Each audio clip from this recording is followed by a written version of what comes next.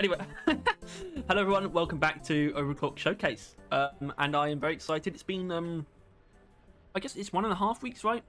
So when this video should be uploaded on Tuesday.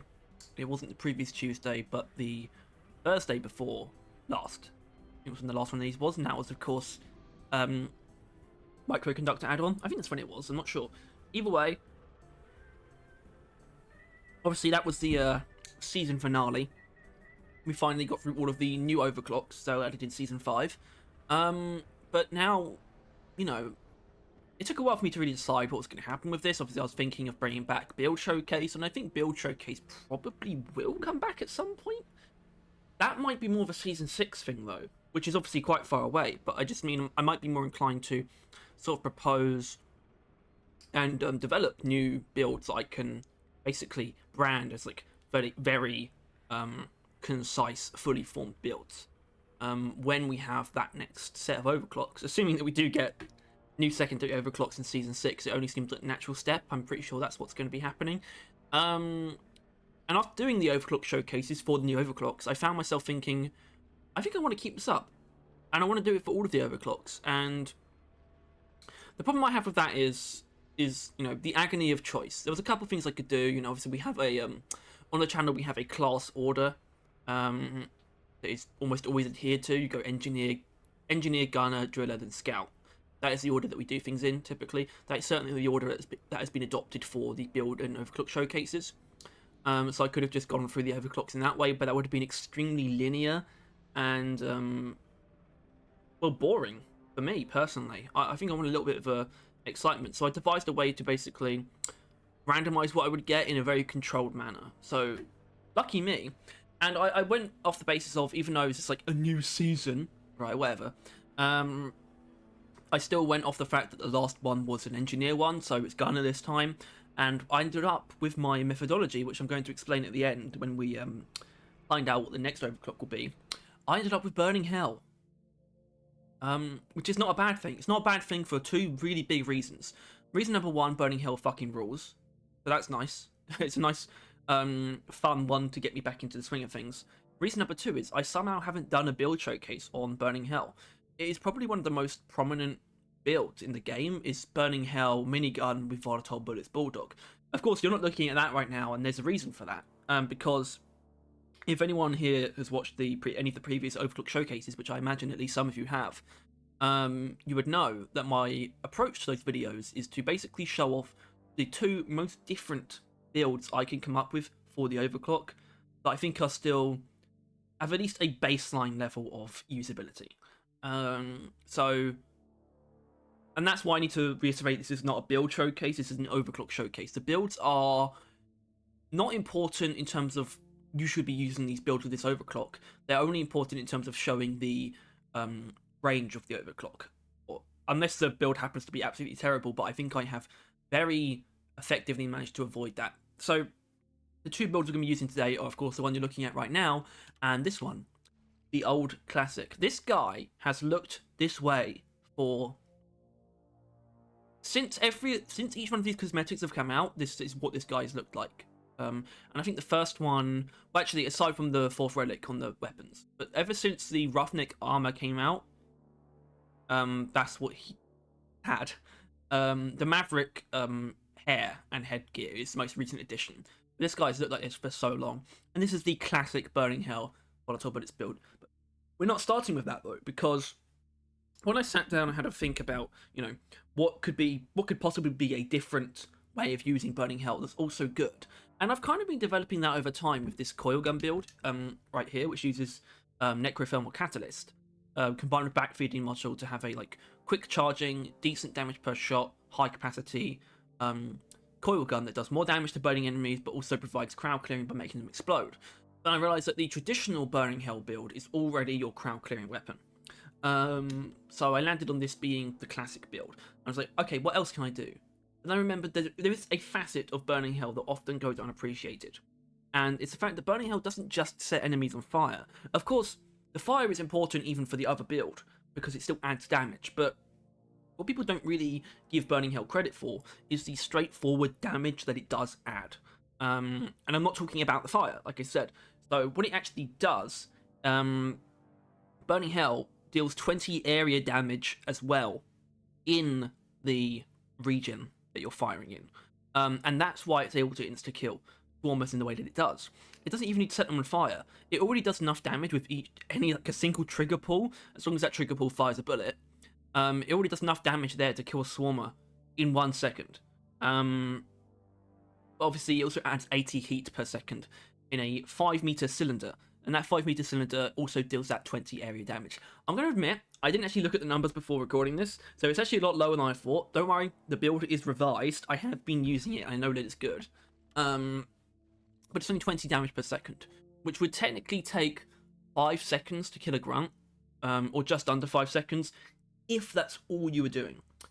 Unfortunately, or fortunately I should say, really, the minigun is a very powerful weapon anyway, with a lot of damage that we can apply. So here is the Burning Hell DPS build. I like to call it deaths per second, or deaths per scorching, if you like. Tier 1 is accuracy, which is a common through line. I don't feel a particularly good reason. This is the one where you could take either one of the other upgrades. The reasons why I'm not are fairly simple. Heating is a bit more simple. If we were to have a stronger cooling rate, then we would actually lose our uptime on hot bullets. And I personally practice enough with the minigun to basically keep my heat in check and keep uptime on hot bullets very well. So I don't really need this. I would much rather have the accuracy. Tier 2 is an interesting one, or sorry, option 2 in Tier 1 is an interesting one because rate of fire would equal more DPS. That's true. But Burning Hell, the effect, and I'm not talking just about the heat either, I'm talking about that 20 area damage per second, is going to be less efficient or less economic if we are outputting bullets faster. It does not make that damage from Burning Hell output faster. Burning Hell still does 20 area damage per second and 80 heat per second. That's not changed by taking rate of fire. So we simply use up more bullets. And that is that's a much stronger argument for the other build, where the fire is all we need. But it still applies for me personally here. If you're a beginner, maybe you could take the first option. That's not a terrible idea. But I personally just cannot get away from accuracy on the minigun. I think it's not essential. I think the heat mod in Tier 1 is pretty useless, but the rate of fire mod can be used, especially with something like the new one, Rotary Overdrive. But I cannot escape accuracy. It's my favourite. Tier 2, damage, because we're going for DPS, so we want that damage. Burning Hell is already extremely efficient in the fire-based things it's going to be doing. That we're really not going to miss that ammo at all. Interestingly enough, Burning Hell is so efficient that you can actually make that argument for the other build as well, but we're not going to. This is the damage build, that's the fire build. Tier 3, hardened rounds. Now, hardened rounds actually works very well with volatile bullets as well, because it can clear up enemy armor that might be obscuring weak point.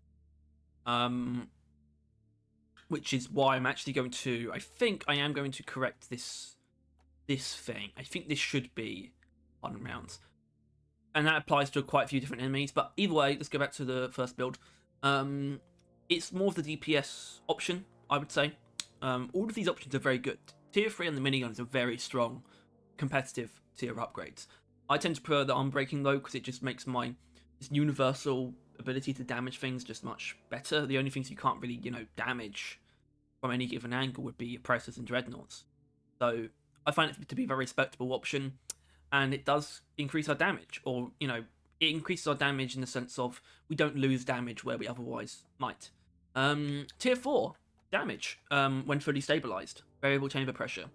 Obvious pick. Tier 4 on the minigun's a bit of a weird one. I personally think magnetic bearings is pretty useless as well, and lighter barrel assembly is pretty overpowered.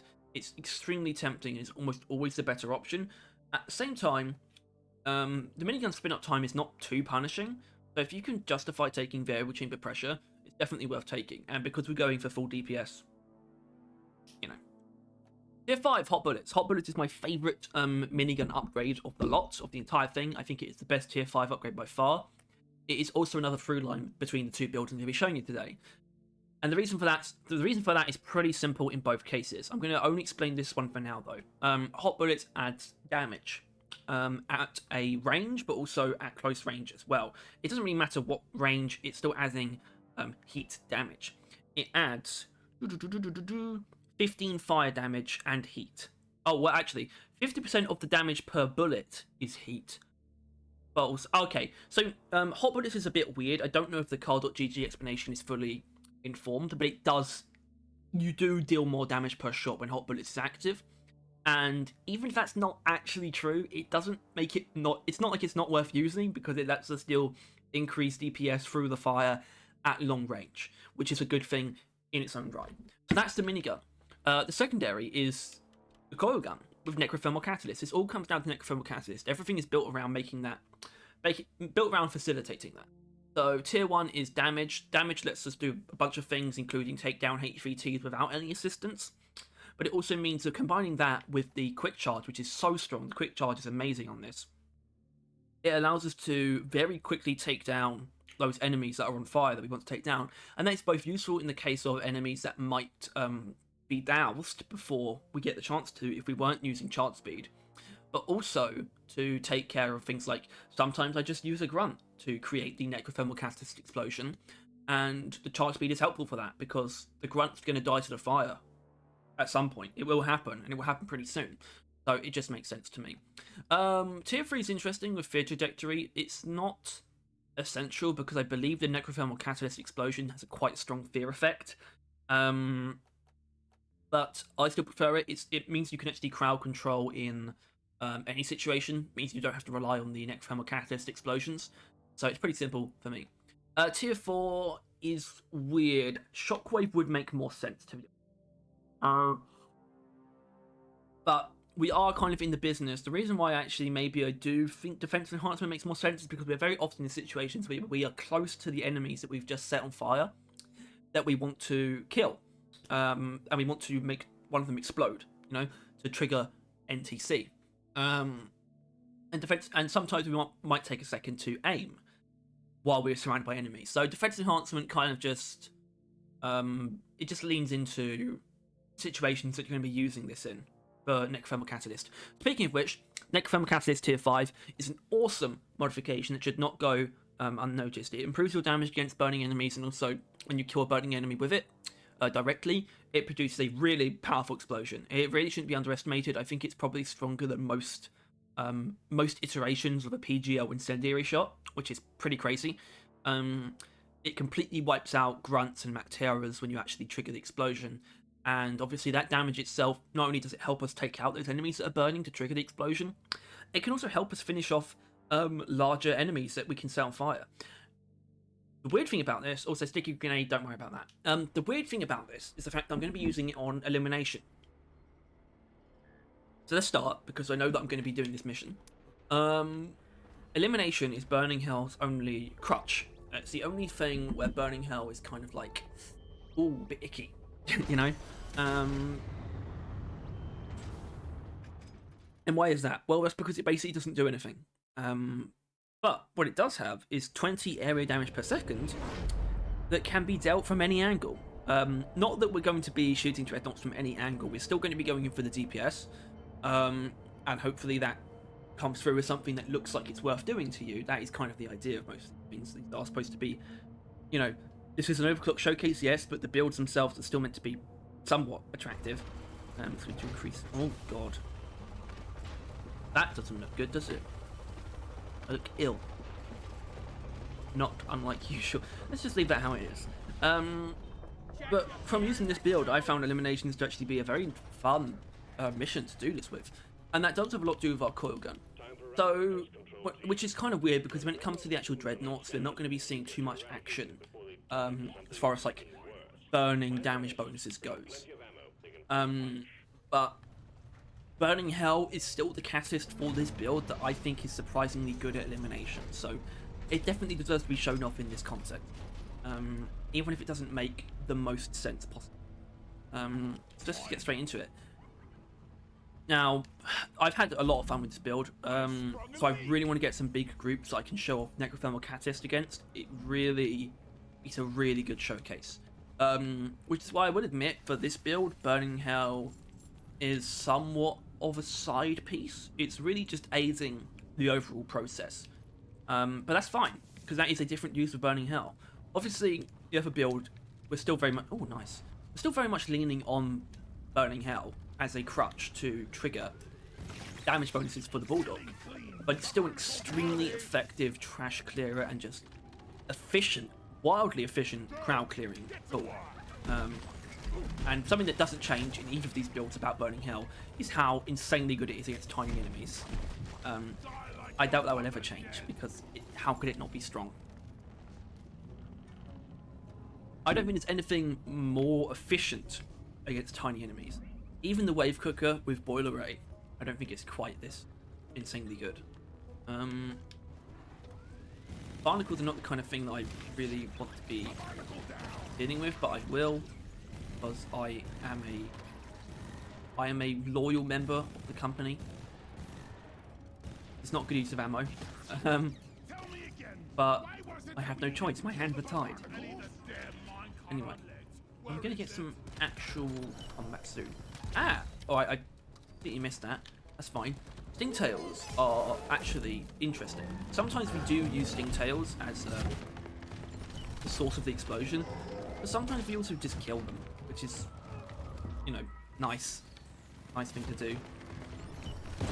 And there we go. There's Burning Hell finishing things. Oh, sorry, Ectothermal Catalyst finishing things off, and that was a poorly placed shot. I don't know where that damage came from actually. Get out of here. Right. There we go. That's more like it. There we go. There's another one. God, this thing is so satisfying. I mean, I don't know where I took like almost fatal damage from within a couple of seconds, but we'll just ignore that for now. Of course, Burning Hell is also allowing us to get to hot bullets quicker, so there is that to keep in mind. Which was only buffed when they actually made sure, when they technically nerfed Burning Hell to make sure that the heat generation penalty is actually applying, because it wasn't before, or at least it wasn't as strong as it should have been, and them correcting it only made the Overclock stronger because we want to gain heat. Anyway, here's our first Dreadnought.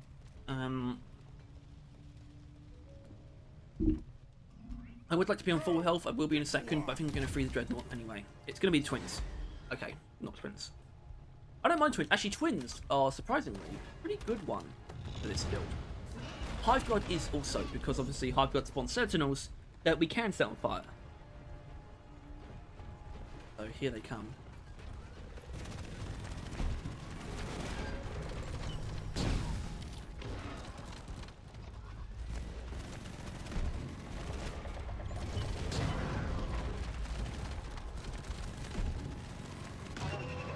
Of course, the sticky grenades are pretty good against this stage of the Hiveguard, so they actually come in handy. Not that they're really an essential part of the build at all, but nice that they're there. So Dreadnoughts are, especially when they're actually in the main vulnerable stage, they are the kind of thing where we will be using both weapons quite a bit against them. Anytime we don't have a clear angle on the Dreadnought, we're going to be using the coil gun to make sure we're always dealing damage. But if we do have an angle on the weak point, then we're just going hard with the flamethrower. Flamethrower? I mean, it kind of is a flamethrower, isn't it? The minigun.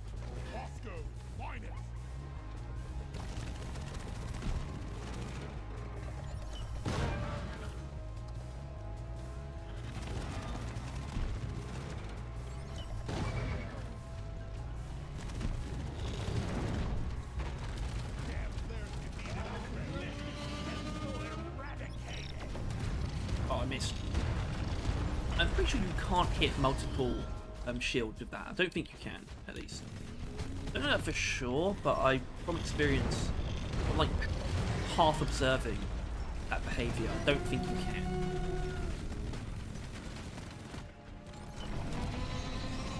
Ooh, my controller vibrations have gone. Hold on. Okay. Come on, lads. Come on. I don't know if I would call this build super efficient or not, that's the thing. Which is fine, because that's really what, just as fun and as awesome as it is, the other build, the main, you know, classic Burning Hell build, what really gives it its pedigree, in my opinion, is its absurd efficiency. It's insane how much leeway you have with that build.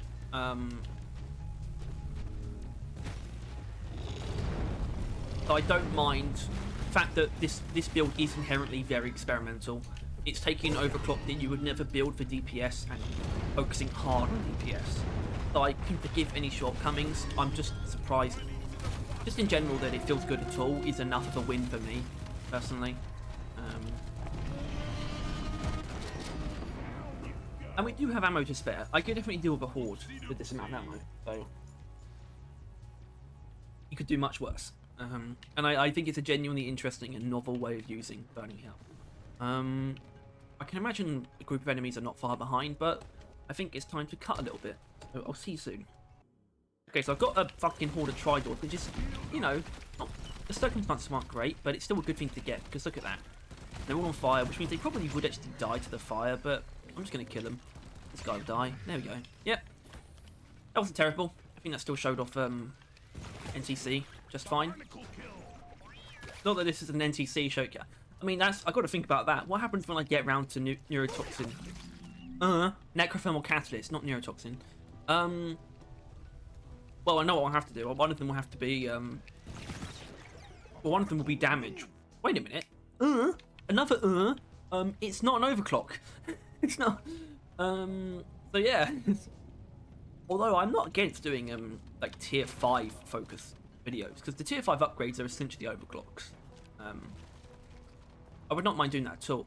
I mean, what I would love to do actually one day maybe is tier 5 videos where it's one build, it's for a weapon and it's one build for each tier 5 upgrade. I wouldn't mind doing that. That could be interesting. But yeah, I mean, I was about to get into the actual way I chose the overclock for the video, but I'll do that at the end because we are going to pick the next one. And not that that's important. I mean, I don't want these to be like, it's not supposed to be a teaser for next time, even though it technically is. It's just sort of it's really just for me to know. I mean, what I can tell you is that the next, you know, how it works is the next weapon will be a flamethrower overclock. I can tell you that much. I've got some other things I'm not decided about in terms of choosing the overclocks, but I think I'll probably talk about that later. For now, I will save you some time. And I immediately encountered a breeder. I don't know. Actually, you know what? No. Sorry, I'm not in the business of ignoring things, I don't think. And I'm pretty sure I ignored a shitload of nitra in the previous room. So I'm going to be a good little man and go get that, I think. Right. Guardians are back, and I think they brought friends. Shit.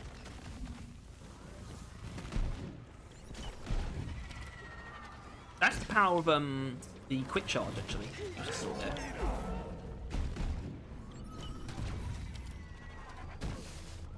How did I not hit a burning enemy there? There we go. Also, I need that nitra. Just realised. I better be right that there was some.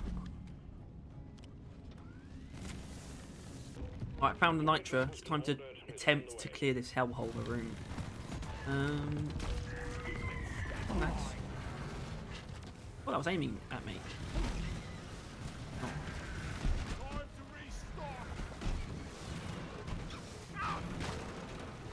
Actually, I will say, not that it's bad against NATO sites, but that's what the wave cooker has, especially with boiler rate. Nothing kills NATO sites like boiler rate wave cooker does. Right, that's done. Focus. Okay.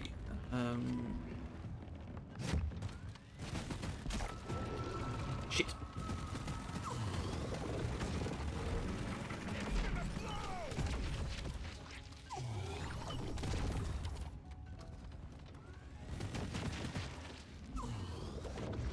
Right, okay.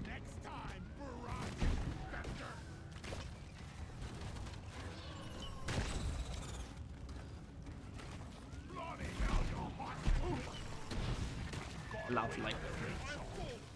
Probably come here. We haven't actually faced a proper Victorian yet. Normal. in normal context. Whoa, where are these spikes of damage coming from? I mean, it must have been the Praetorian's attack or something. Like, melee. Yeah. Okay, so what's happening right now with my health problems is emblematic of the other build as well, to be honest. It's kind of a thing that I experienced with Burning Hell. It's something I experience with run and gun play styles. I find them very risky. I tend to get hit a lot. These kind of things. Which maybe is not too uncommon. Maybe I'm terrible. I don't know. I know there's at least one person who basically thinks I don't know what I'm doing. Which could be true. I could be like terrible compared to like a has 6 × 2 player or something, which I probably am, but I'm not sure if it's actually possible to like not know what I'm doing. Having played this game for 6 years. I'm definitely within the first 10,000 players who've ever played this game. Yeah, but that breed is still alive, isn't it? I just didn't actually get it. Means I think it has actually left this room. I can hear it, but it's not around, is it? Probably moved over. Alright, I think we'll deal with this Dreadnought then. We're gonna have to take at least one more resupply before that.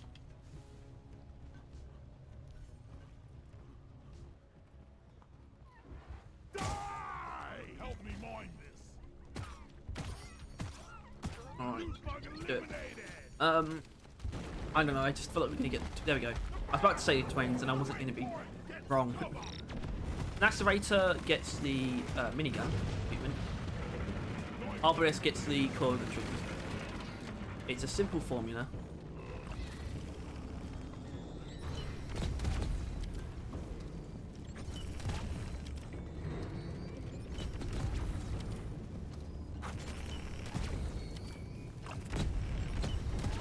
Well, this kind of situation, I should probably be using the minigun against the Arbalest. I will. If I can kill the Arbalest first, that would be brilliant. Always what I want. Oh, did I make them heal? Oh no, I didn't. Did. Okay. Right, let's tank the Arbalest. I want to know where that is at all times.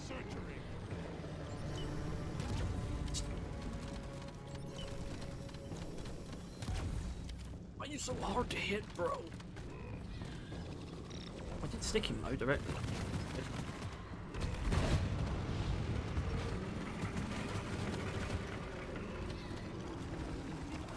Where's that bastard gone?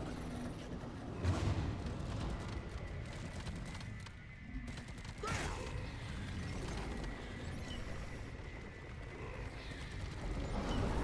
he is. I think this is feeling a bit more efficient than the Hive Guard did. Can't really, think of any particular reason for that. Sometimes things are just better in certain scenarios than others.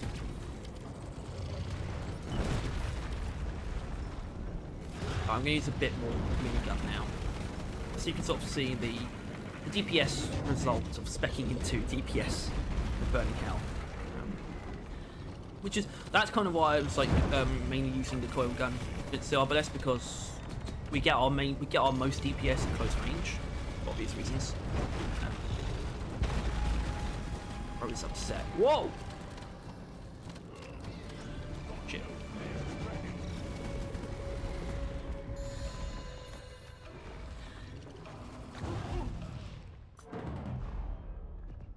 I could definitely go away from that. Oh well. Take a hit. Let's just kill you. Come on.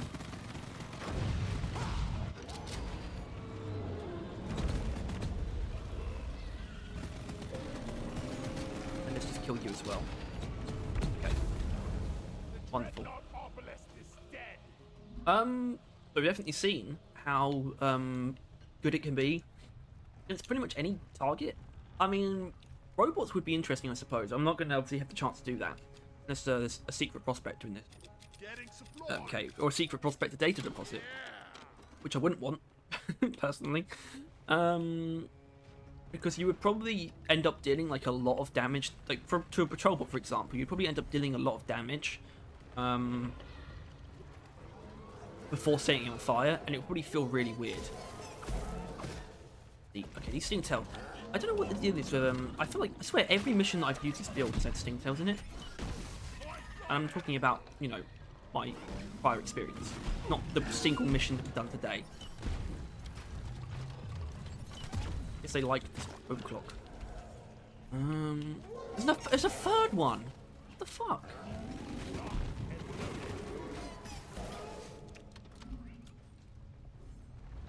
A menace around. Yeah, but you'd probably end up dealing like an annoyingly high amount of damage to a patrol bot and then set it on fire. When it comes to things like robots, the other build though, is quite delightful because you don't end up dealing like an annoying amount of damage. You just have the ammo to just purely focus on setting things on fire, and it works pretty beautifully. In fact, there's one really specific thing that I want to make sure is showcased when we use the other build. And I'll tell you when it happens. It's pretty simple. It's basically just Praetorians. There's quite a specific way to approach Praetorians with Burning Hell volatile bullets. Hopefully you will see that in short order. Although it's not going to be short order if I don't cut anything. Bummer.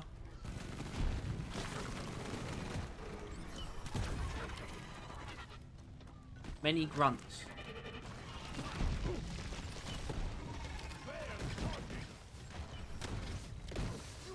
The cool thing about this though is no problem using the minigun to take out big grunts.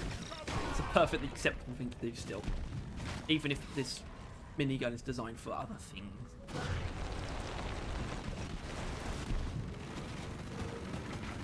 And then in this situation, we would use the coil gun to finish off the Praetorian and save a bit of ammo on our minigun.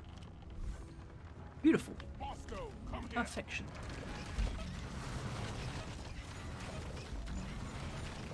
Yeah, that breeder needs to eyes.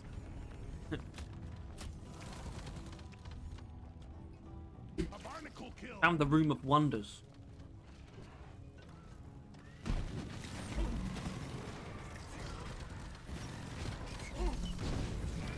Whoa! Oh shit! Okay, that's not. I did not expect that to happen.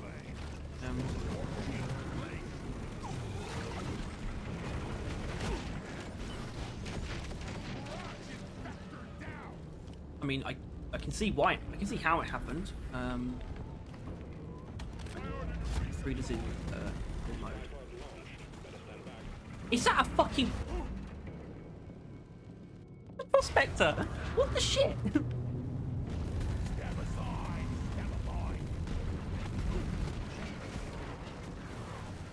Alright, the breeder's down. Okay, I mean, that's crazy, right? Because it never takes, if there's a prospector, it never takes you that long to find it. And the fact that I just happen to be talking about them, that's wild. Whoa, whoa. Calm down, calm down. Calm down, everyone.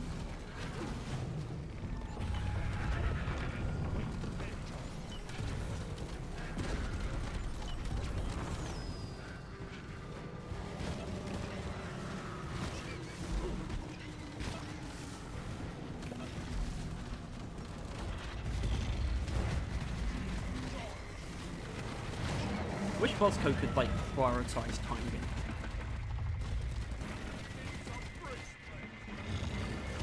Also, it's pretty cool we got all 3 Dreadnought fights in the mission, or in the same mission. Obviously, it's not weird for that to happen. It's kind of the intention, but it doesn't always happen. I definitely appreciate it.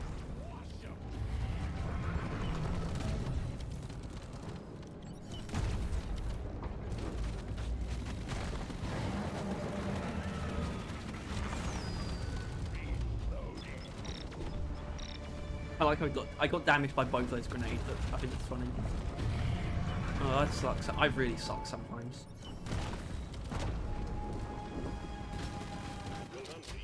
But there you go. I think that was the best one so far. It was almost like escalating in the quality of how well we dealt with the Dreadnoughts. Anyway, that thing.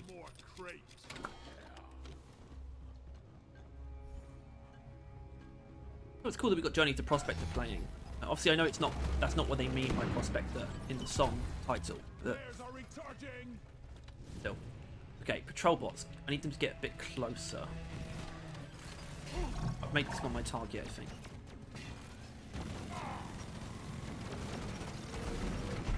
Okay, half health. I mean, I wasn't shooting it the whole time, but half health is not annoying.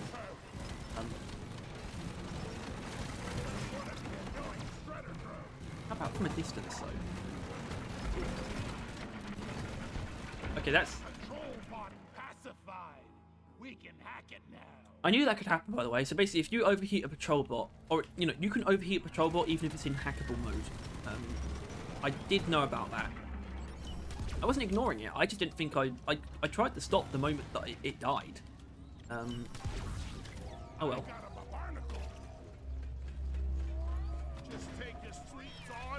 What Prospector? Good go. Panic. Worm.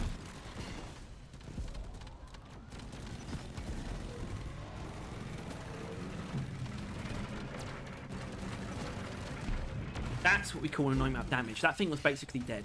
That thing would have died to the fire if the fire did insta-kill it. That's how low it was. Let's get these bond. Secondary objective has been achieved. Bonus will be transferred to your accounts on mission completion. That bit, is that Jadis? Oh, that's just flares in the ground. Where'd it go? Jadis. Where did that fellow run off to?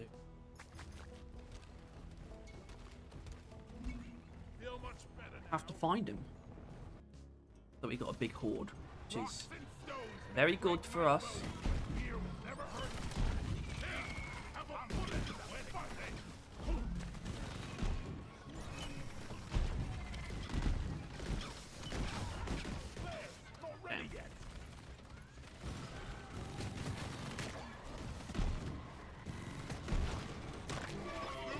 We didn't need the grenade there, to be honest.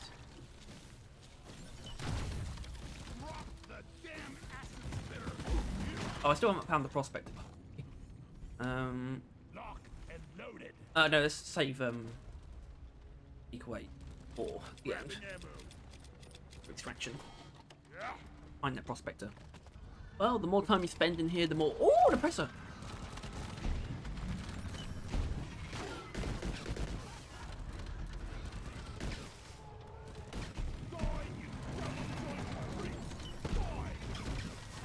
Now, pressers are fun because, of course, they resist fire damage like it's no business, but...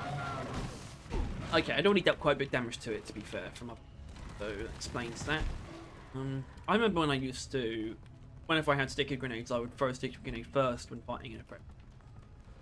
As if that's going to do anything. The pressers... Oh, there you are. Speaking of my sticky grenades. Okay, I didn't hit a single one. Of course I didn't. Why would I? Me.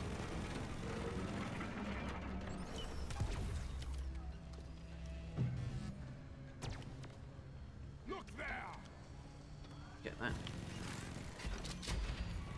That's it. Oh.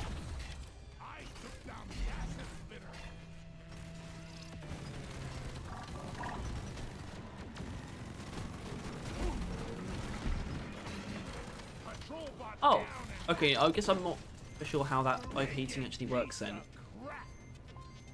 Not sure what I did there. Actually, you know what, fuck it, I'm going to test it now.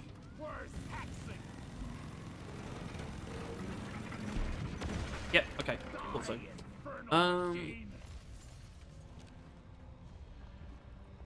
Alright, it's time to get out of here. Let's start talking about it. I think we've seen that Burning Hell can be a really cool and nuanced way to deal pretty hefty single target, but also setting enemies up for to be the catalyst for massive AoE damage as well, which is just a really solid inherent flexibility, especially given that it still maintains very impressive crowd clearing by itself.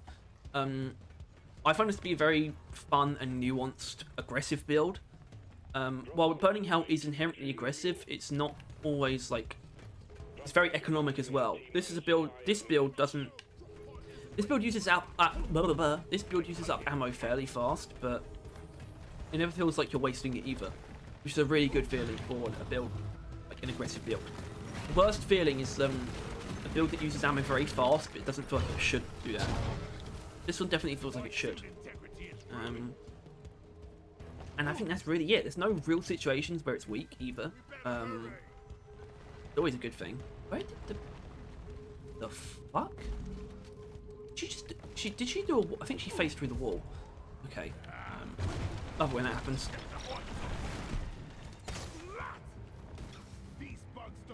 No real weaknesses, I'd say. I mean, when big groups of Mactera show up all of a sudden, it can be a little bit trippy. But obviously, we have our shields, and if you can hit one, and then set it, you know, shoot it with the coil gun in good time, it will at least fear them. I mean, the coil gun can fear them all anyway. I always forget about that. If you're in a really tight spot, use the coil gun, and it will go running, like that. And that applies to Macteras as well, obviously. But don't be afraid.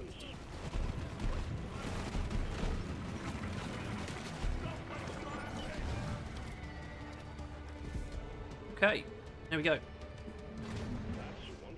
That's it. I mean, it's also just a nice thing to have a version of Burning Hell that is where at least the build. I'm not saying Burning Hell itself is actually truly excelling, but where the build itself that is a result of Burning Hell is pretty damn good against Dreadnoughts.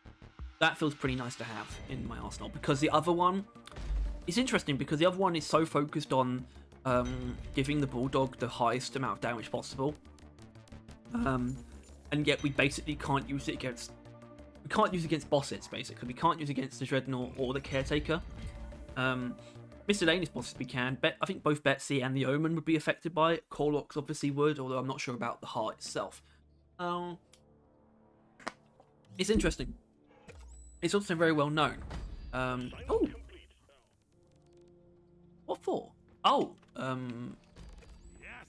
barnacles. Okay. So, you know, this brings me to the decision. The next mission. Huh.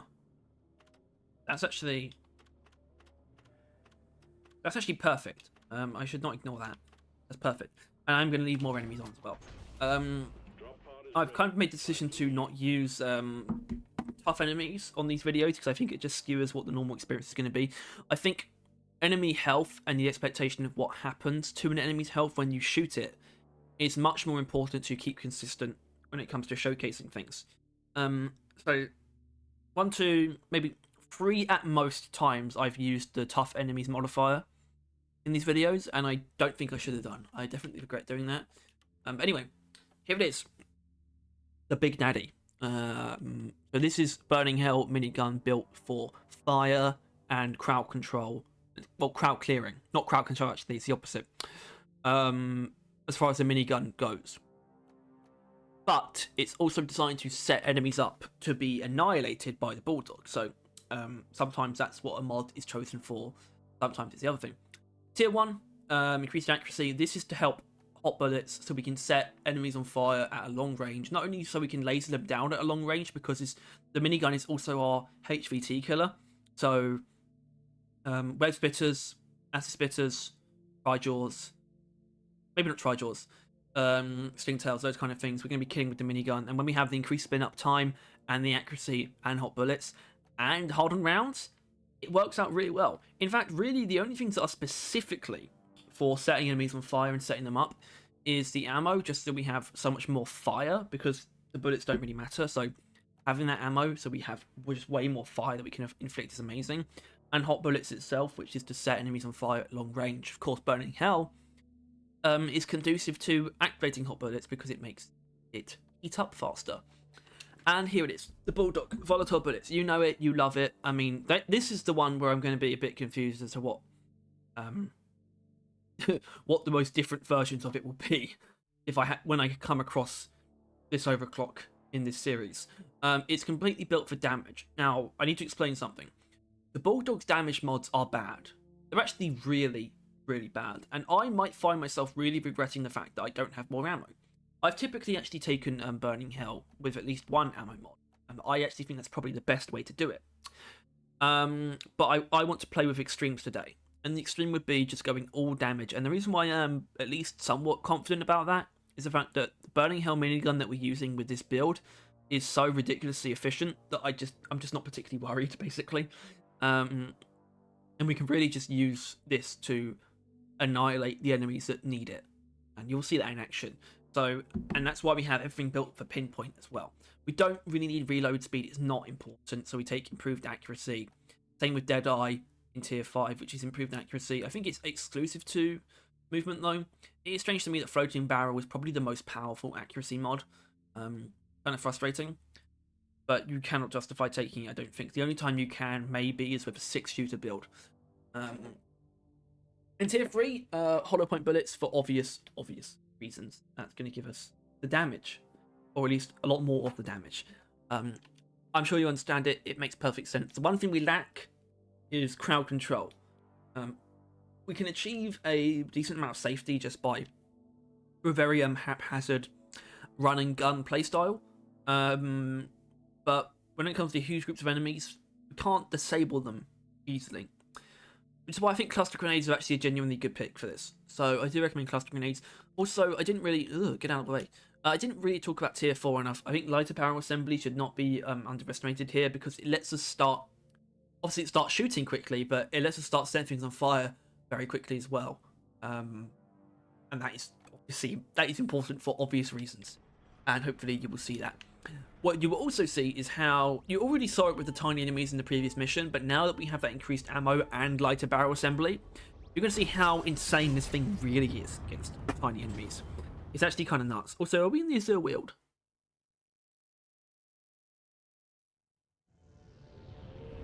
We are, great. Not a huge fan of the Wield. I mean, I like it. It's very well designed. It's beautiful. But it's not my preference. Sure. Especially out of the two new overclocks, the ones that were added in that update. New Frontiers. Anyway, let's get a move on.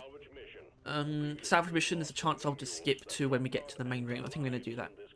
Although actually, well, the thing is, there'll be swarmers like constantly, so let's at least encounter the first swarmer ambush. Be worth seeing. And I'm going to want Bosco actually to be like out of it. I don't want Bosco to be involved in when those swarmers show up. So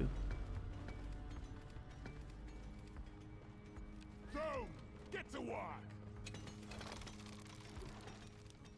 Also, you might notice that little shield sign. That's from a Veteran Depositor. Quite possibly the most underrated perk in the game. I am a big fan of Veteran Depositor. So it just got really dark all of a sudden. I mean, not all of a sudden, really, but it's definitely gotten darker. I mean, that's what's happening this time of year. I mean, we still have sunny days. I mean, sunny days don't really go away, actually. They kind of just happen whenever. But we are starting to get to the point where the days are starting to get shorter. Give me some light right here. Alright, here they are.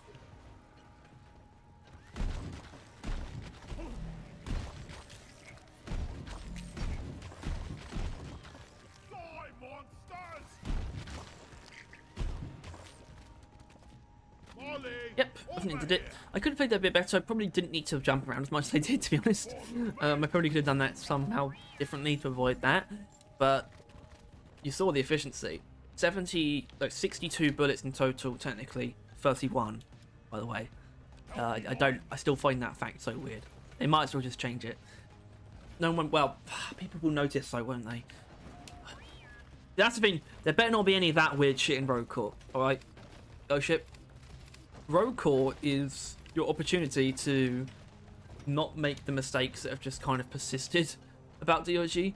Things like weapons just having false numbers in the upgrade terminal. That is just the minigun and the Zukos, by the way, but still, there shouldn't be anything like that in Rogue Core, as far as I'm concerned. I think another group just spawned. I'm not going to turn Bosco off for this. Exploders, actually. Exploders are actually something we are very good against as well, because we basically insta-kill them with the fire. So this is a good example of a group of enemies that we're going to be taking down purely with the minigun. If there was a guard, I might shoot it with the bulldog. Maybe. That's not even guaranteed, though. What I might do on occasion though is use the bulldog to take out a Trijaw, for example, because they're just begging for it. They're begging for a strong weak point hit, a strong weak point just bullet to the mouth that's going to kill them instantly. So don't get upset if I end up doing something like that. What's going on here? Doesn't look like there's anything extraneous on first glance, at least. Where's that guy?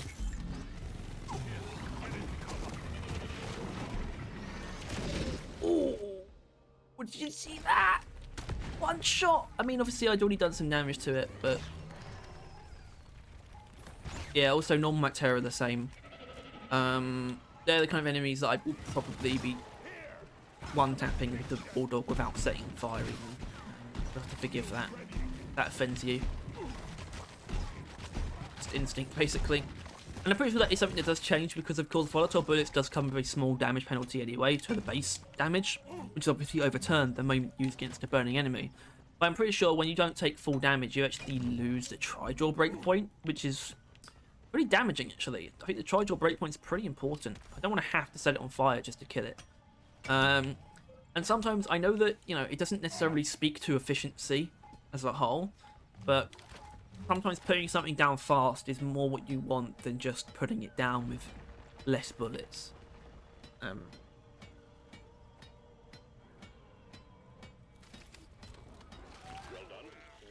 Although, if they're close enough to set on fire, I will set them on fire, and they will die within short order.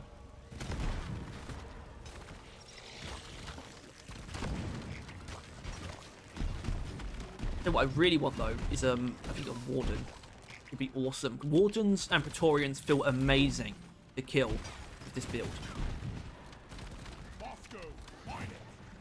Oh, there's Praetorian. I don't know why I did that. Felt like using cluster feet. I kind of want to kill everything because I want to show the Praetorian tech in quite a vacuum. Be nice. So, looks like we're not going to get that. Here's what you meant to do. Alright, I missed the second shot, which is pretty upsetting, but I think you still saw what was happening there. So we want the Praetorian to be, you know, it starts spray attack, and then you shoot with the minigun next to it to set it on fire. You don't want to shoot the Praetorian itself because the longest, aside from like ultra stuns and obviously freezing and things like that, the longest stun you can inflict on a Praetorian is the one that it flicks upon itself when it starts to spray attack. You interrupting its attack with the minigun's built-in short stun is a really big problem. You don't want to be doing that. So you actually want to shoot next to it and purely set it on fire. You're not going to be doing any damage to it aside from the small amount of area damage. Which is fine, because as soon as it's on fire, you can two-shot it. And I believe, obviously, it was actually less than 2 shots. It was like 1.5, but I'm pretty sure if you don't take full damage, you actually go up to like more than 2 shots. Which is why I'm pretty sure we do want that extra damage. Okay, shellbacks are a fun one, because sometimes they have armor. And obviously one of the shots did hit the armor, but the other one didn't. And at the very least, I can say that if I wasn't using armor breaking on the minigun, then that armor that we didn't hit, when we actually hit its flesh, would have been there. So I'm actually glad to have taken armor breaking. Shellbacks are one of the things I was thinking of. Shellbacks and Brundles are like the big ones when it comes to justifying the armor breaking. The Spitballers are amazing. They can basically be on full health, but as long as they're on fire, they will die in 1 shot. Anyway, I think it's time to probably skip to the next lot of enemies who didn't just spawn, did they? Also, Swarmers did, but you know, we know how that's going to go. Whoa, it's more than I thought. Ah! Fine. I think an actual group of enemies did just spawn, actually. Yes, it did. Good bomber. Come here. There we go. Alright, let me get out of it. Good bombers are another one where as long as they're on fire, 1 shot to the weak point, it's dead. And I think that is beautiful.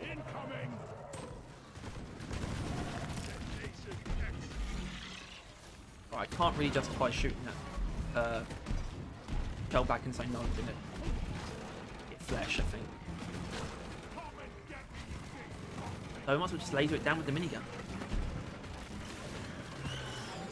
Yeah. Excuse me. Oh dear. That is one of the things that I quite like about the coil gun though. In that shellback, we can kill it pretty easily with the coil gun, especially if it was on fire. Also, it's getting even darker. It's not quite at that stage. It's not like it's actually dark. God. The darkness is coming. The fog is coming. I'm saying for myself, I'm already at the second highest exposure setting. Oh, that was nice. Lovely grouped up group formers. Although I think I can blame the darkness on the weather. I think it's definitely still the time of year where if it was like a nice day, probably wouldn't need to be up in exposure or having a light on so you can see my face. But I don't know, man. It's England. What can I say? Well, to be honest, I don't really understand how people like get. I don't understand how Americans genuinely think their country's better. Because it's just not. Especially overall, I would definitely change my tune if America actually divided itself into multiple countries instead of, you know, the fact that each state is the size of a country. Like they all are. Crazy. Texas is bigger than pretty much any given European country except from well, obviously it's not like it's even all of Russia, but I think the part of Russia that's European is still bigger. Oh look! Whoa! Okay, let's manhandle these infectors. Oh shit! I missed the weak point.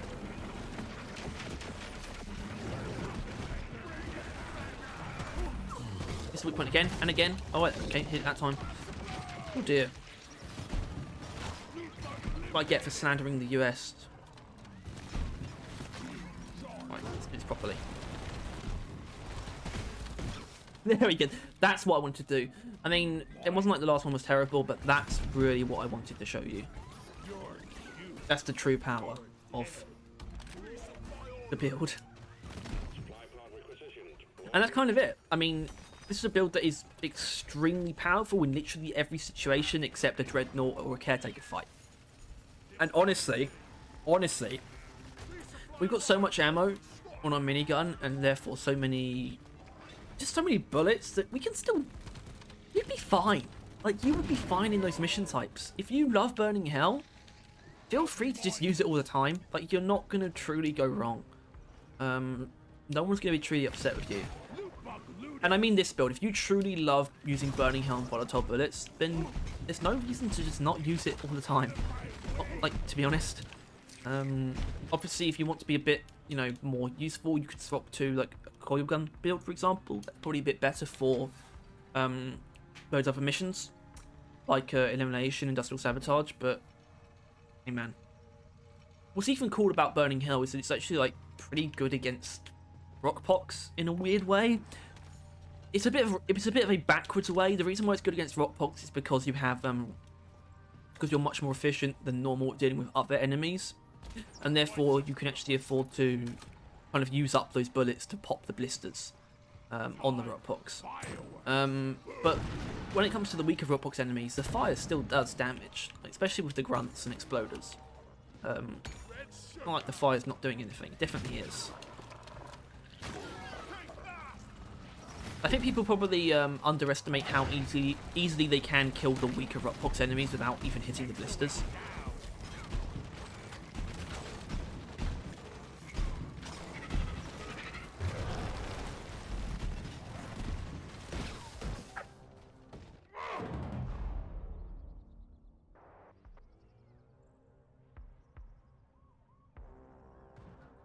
Or spatial awareness, even in video games. Thanks, Bosco!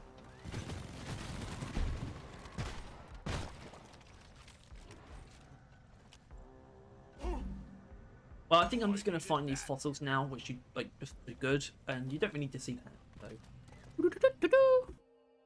there's a spitball effect I didn't know about. But it's not going to last long. See, that's the weird thing about Burning Hell is that yes, well, about the minigun, I suppose, more so than Burning Hell itself. But yes, you can one-shot Spitballer to a one-shot a burning Spitballer with volatile bullets, but the minigun can put it down just as quickly as you need to. I mean, it might not put it down before it gets to shoot a ball, but if you're, you know, shooting at the if you're shooting at the Spitballer, the minigun will destroy the projectile that the Spitballer shoots. So you'll be fine. Whoa! Hi. Oh shit! Give this a go.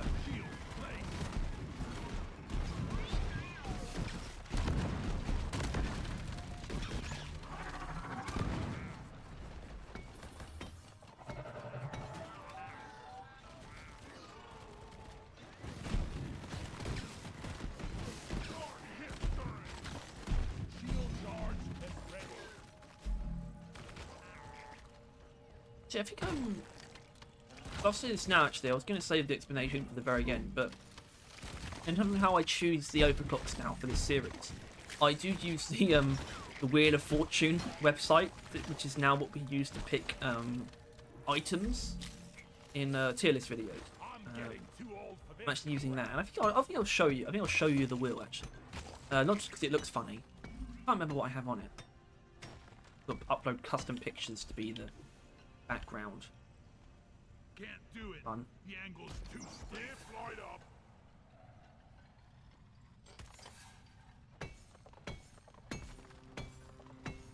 Gotta get that last fossil.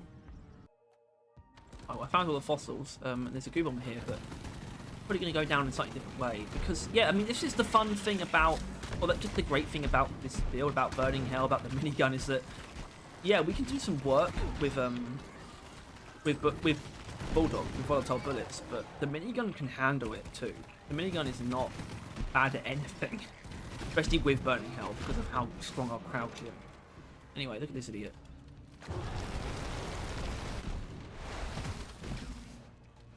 Beautiful. Beautiful. I love it. Yeah, I don't think there's anything going on here. Fine. Let's get to it. The finale. So I guess I could potentially try and conjure up some more takeaways, but there really isn't anything. I genuinely think you'll be fine in any given mission, and this build just excels against large groups of enemies and isolated tanky enemies as well. Because it is somewhat hard to deal with things like Praetorians and Oppressors are like in the middle of hordes, but you know, we have the means to clear out those hordes around those enemies fairly easily. So it's not too much of a problem. So it just comes to be a really efficient build, just insanely efficient and powerful, and it encourages a somewhat specific playstyle, but not one that is hard to adjust to, and certainly not one that isn't satisfying, because it is. Uplink ready. Triangulation initiated. Do not leave the triangulation zone, or we will lose the connection. Trying to get up to close the window because it started raining because we're in Britain. Well, I'm in Britain. You're not in Britain. I hope not. I hope you're not in America. I hope you're in Canada or Norway. That's where I want to be. Or New Zealand. Or Hawaii. As long as there's no storms going on. So I know there's a Praetorian behind me. Fine. What do you mean? And this one's isn't interested in doing its breath attack right now. But obviously with arm breaking, we can kind of set it up to be killed anyway. So no issues there. Okay. Okay. Okay. Triangulation at 75%, almost there. Alright, this one should definitely do it. Just a boot. Whoa! Hey, goodness. Right, shield just for the last few seconds.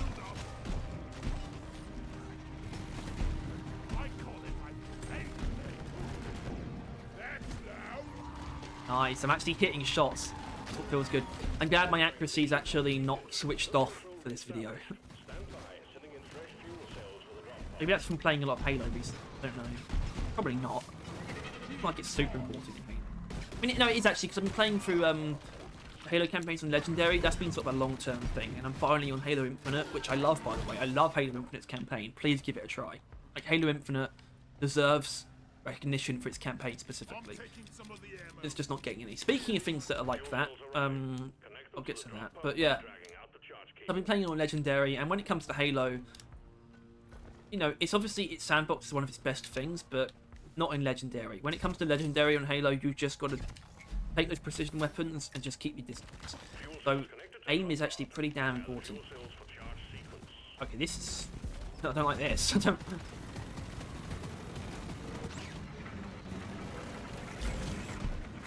Oh, we got the mixture. Swarm of swarmers and swarm of Mactera at the same time. And a warden. Okay, that's good. Okay. I'll fuck up that warden.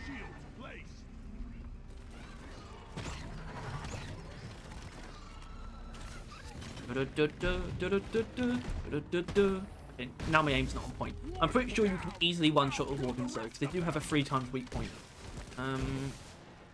So just keep that in mind. But yeah, speaking of things that aren't getting recognition in the right way, I mean, look, we're going to be here for the next 5 minutes, I guess. By force, I've got no reason to cut. But if you'll allow me, if you'll do the courtesy of listening to me rant about Lord of the Rings of Power, Amazon's Lord of the Rings series, and the fact that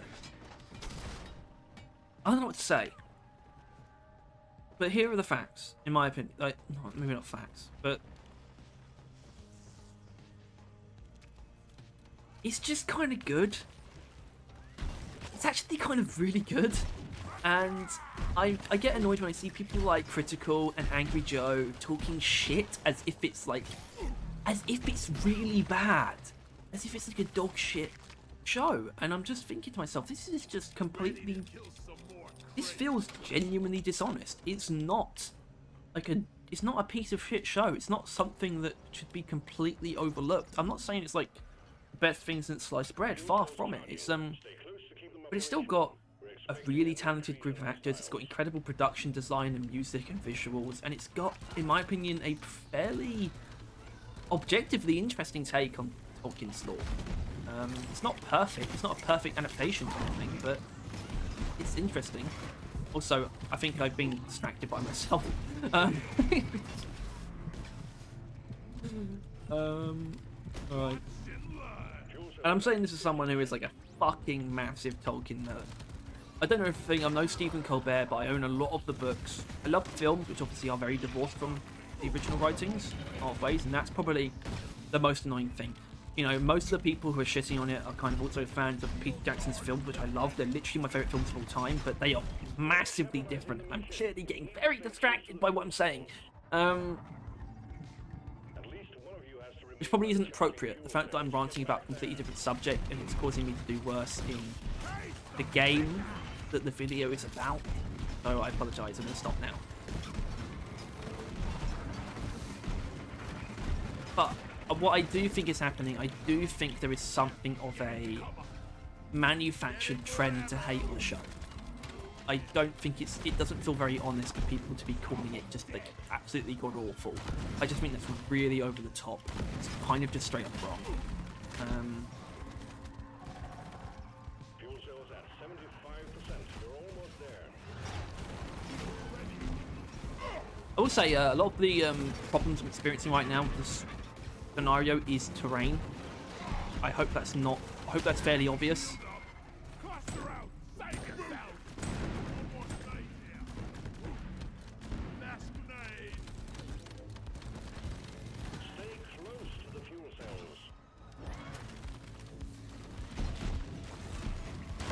It's actually a situation where the previous build probably do better. I reckon. It looks like we're going to be fine.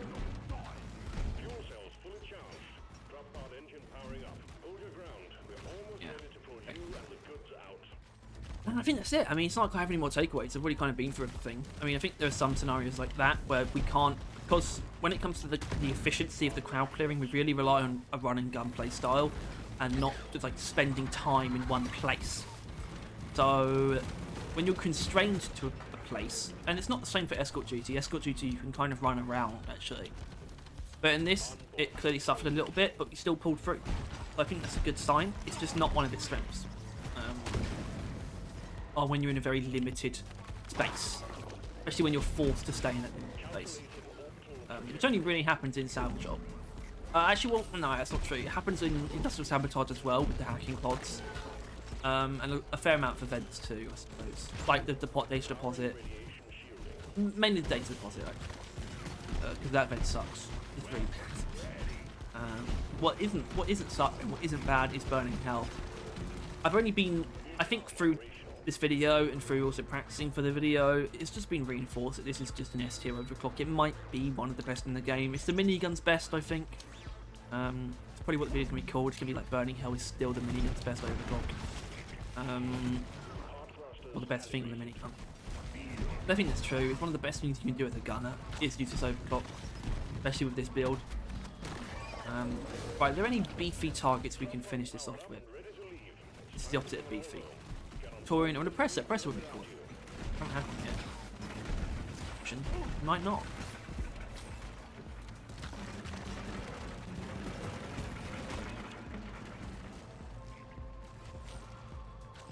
Doesn't look like it's gonna happen.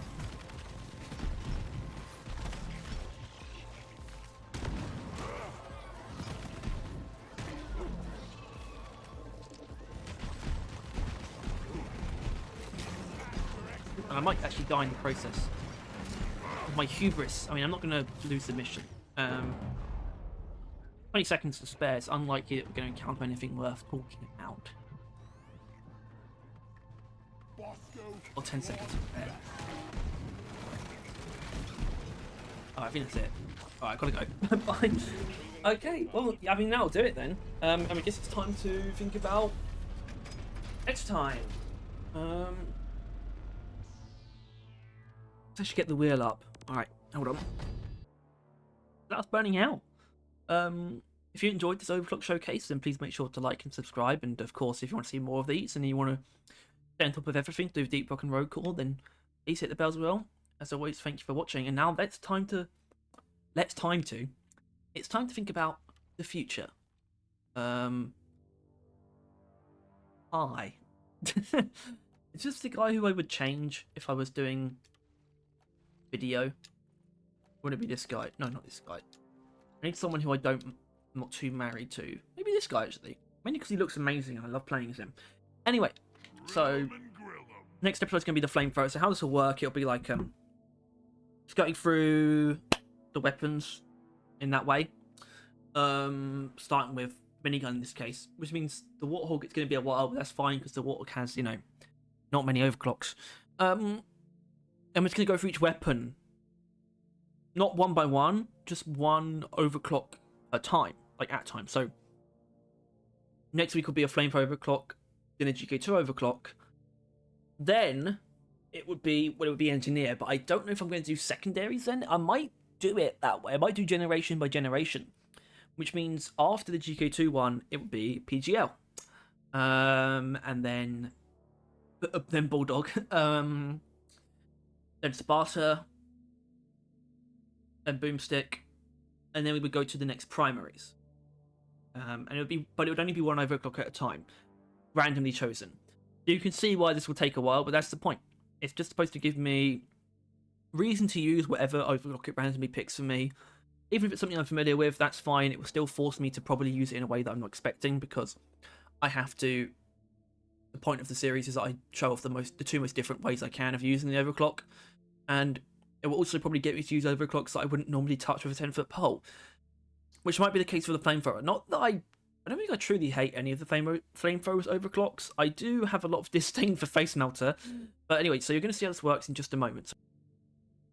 I don't know how long I've been paused for, but I don't think I showed the actual methodology at all.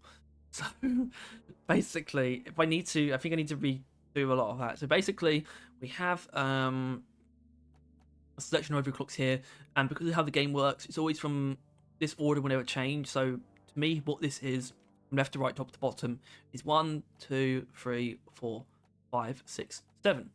And I have this Wheel of Fortune here, gaze upon its beauty.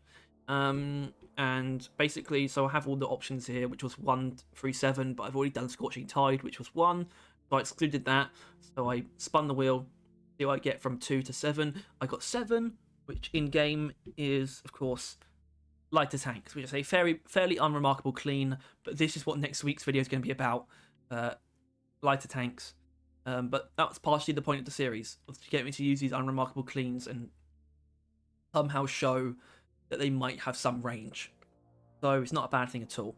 But it will be a bit of a contrast to today, for sure, with Burning Hell, which is such an obvious, not only obviously amazing overclock, but just such an obviously, just prolific and iconic overclock, really. And I think there's no better way to send off this video than with Burning Love. So, I've already done the outro, really, but once again, thank you everyone for watching. I hope you enjoyed. See you next time. See you on Saturday for, well, let's just say an interesting tier list.